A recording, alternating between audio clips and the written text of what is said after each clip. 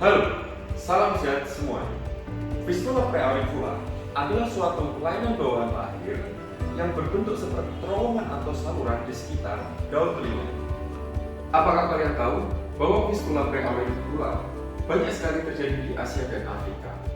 Tetapi masih banyak orang-orang di Indonesia terutama belum memahami atau memperhatikan mengenai fistula preauricula.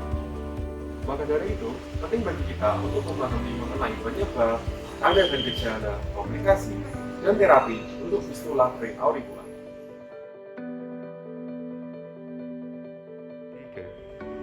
Penyebab dari fistula preauricula, dia itu merupakan suatu penyakit kelainan bawaan atau terjadi karena akibat faktor genetik.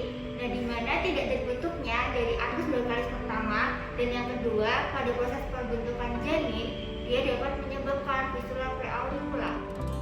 Pembentukan telinga dimulai pada janin saat berusia 4 minggu. Di bagian ektoderm atau bagian terluar dari embrio janin akan berkembang menjadi telinga luar. Terdapat 6 bagian dari ektoderm yang akan membentuk telinga luar.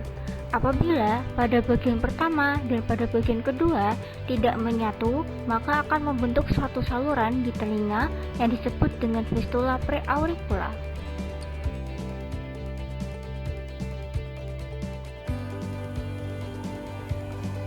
Tanda dan gejala yang khas dari fistula preauricula yaitu adanya suatu lubang di sekitar daun telinga.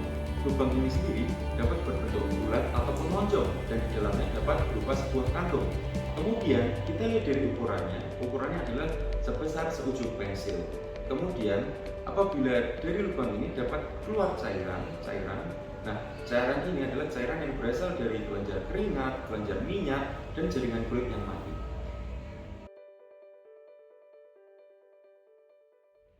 Fistula preauricula ada yang menimbulkan gejala dan ada yang tidak menimbulkan gejala. Di mana fistula preauricula yang menimbulkan gejala biasanya disebabkan karena adanya kuman yang masuk sehingga akan menyebabkan suatu infeksi atau peradangan. Nah, di mana untuk infeksi ini biasanya dia ditandai dengan yang pertama adanya kemerahan pada bagian fistula dan pada daerah sekitar telinga, yang kedua ada yang membengkakkan pada daerah fistula, yang ketiga adanya nyeri pada bagian telinga dan bisa disertai dengan adanya demam. Apabila fistula ini yang sudah memiliki gejala tidak segera ditangani, maka dia akan menimbulkan suatu abses atau benjolan yang berisi nanah, di mana untuk abses ini dia bisa menyebar sampai ke bagian wajah. Dan apabila abses ini pecah, dia akan menimbulkan bopeng pada bagian wajah.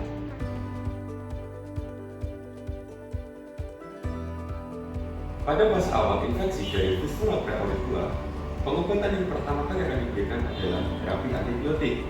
Kemudian, apabila dari fistula preauricula ini sendiri sudah berisi nanah, maka tata laksana yang harus dilakukan adalah dengan mengeluarkan nanah, terutama tentu dengan bantuan dokter.